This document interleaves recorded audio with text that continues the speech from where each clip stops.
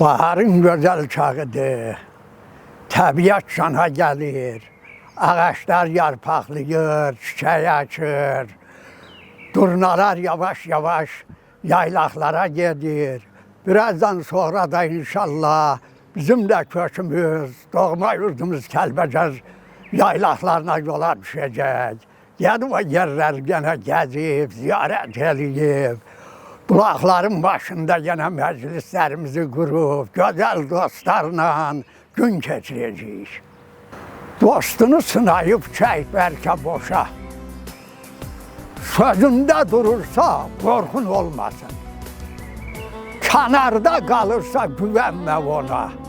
Yanında olursa korkun olmasın.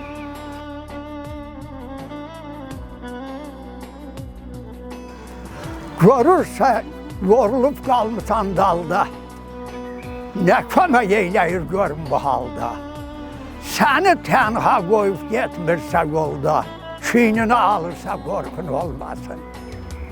Hiç zaman unutma bak beləsini, sevin özün kimi, kor özün kimi.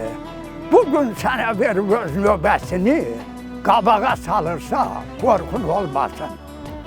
Sönmez dersin ha dostu seçende. Desen ki soyunma çaydan geçende. Hemşe fikir ver yev içinde. Qeydine kalırsa korkun olmasın.